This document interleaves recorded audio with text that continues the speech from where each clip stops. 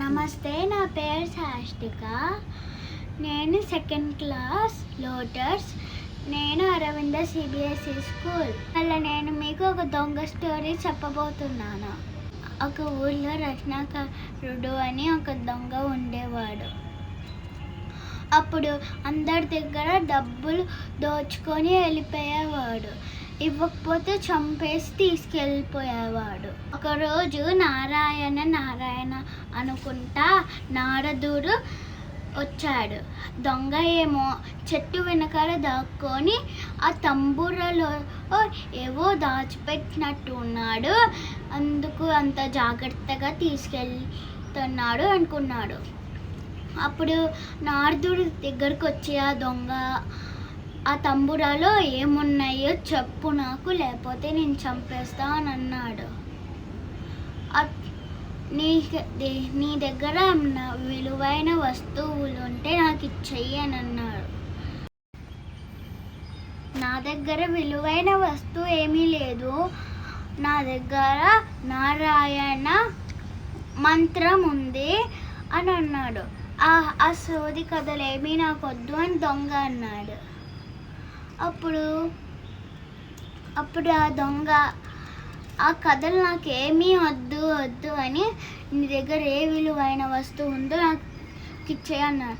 నాకు దేవుడి మంత్రం మాత్రమే విలువైన వస్తువు అని అన్నాడు. అప్పుడు నారదుడు, నువ్వు కుక్కలాగా నక్కలాగా పుట్టలేదు కదా, నువ్వు మనిషిలాగా పుట్టావు కదా, అందుకు నేను టైం ఎందుకు వేస్ట్ చేసుకుంటున్నావు అని నారదుడు అన్నాడు.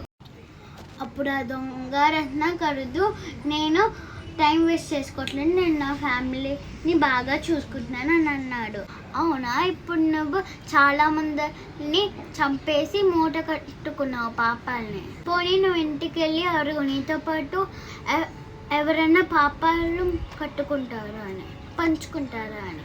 ఆహా, నువ్వు వచ్చేసరికి పారిపోదాం అనుకుంటున్నావా అని అన్నాడు రత్నాకరుడు. ఆహా, నేను ఇక్కడే ఉంటాను, కావాలంటే నువ్వు నన్ను చెట్టు కట్టేయి, నువ్వు వచ్చేదాకా నేను ఇక్కడే ఉంటాను అని అన్నాడు నారదుడు. సరే అని రత్నాకరుడు ఇంటికి వెళ్ళి అందరినీ అడగడం మొదలుపెట్టారు. వాళ్ళ అమ్మ నాన్నని చూస్తే, నువ్వు అమ్మ నాన్న, నేను అందరినీ చంపి డబ్బులు తెచ్చుకున్నాను, ఎవరన్నా నా పాపాలు పంచుతారా అని అన్నాడు రత్నాకరుడు. అప్పుడు నువ్వెందుకు చంపడము, నువ్వు డబ్బులు ఏ కథ తెస్తామో ఎందుకు చంపడము అని అన్నాడు. అప్పుడు వాళ్ళ పిల్లలు వైపు చూశారు. మాకు సంబంధం లేదు అని అన్నాడు. వాళ్ళ వైఫ్ వైపు చూశారు. వైఫ్ కూడా మాకు సంబంధం లేదు అన్నారు.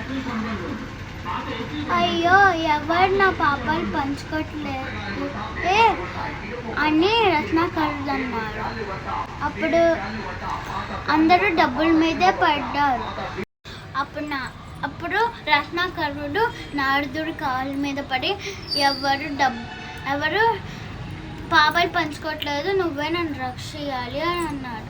అప్పుడు నారదుడు, నువ్వు రామా రామా రామా రామా అనుకో, నీకు రామా అంటే వచ్చా, అప్పుడు నీ పాపాలన్నీ పోతాయి రామా అంటే. నాకు రామా అంటాం రాదు అంటే, అలా అయితే మీకు మారా వచ్చా? వచ్చు, మా ఫ్రెండ్ పేరు మారా అని అన్నాడు. అదే నువ్వు అనుకుంటా ఉండు అని అన్నాడు. అదే అంటా ఉంటే మారా మారా మారా మారా మారా అది రామ అయిపోయింది. ఏళ్ళు గడిసిపోయినాయి, అదంతా మర్చిపోయారు ఆ దొంగ. అప్పుడు తన చుట్టూ చీమల పుట్ట కట్టేసింది. చీమల పుట్టని వాల్మీకి అని అంటారు. అప్పుడు ఆ జనాలందరూ అబ్బాయిని వాల్మీకి అని అంట మొదలు పెట్టాడు. అప్పుడు ఒక రోజు నారదుడు వచ్చి ఆ చీమల పుట్టను తీసేసి వాల్మీకిని బ్లెస్ చేసి ఒక ఆశ్రమం కట్టమన్నాడు. వాల్మీకినే రామాయణం రాశారు అని ఆది కావ్యం అంటాడు, ఆయనని ఆది కవి అంటారు. Thank you.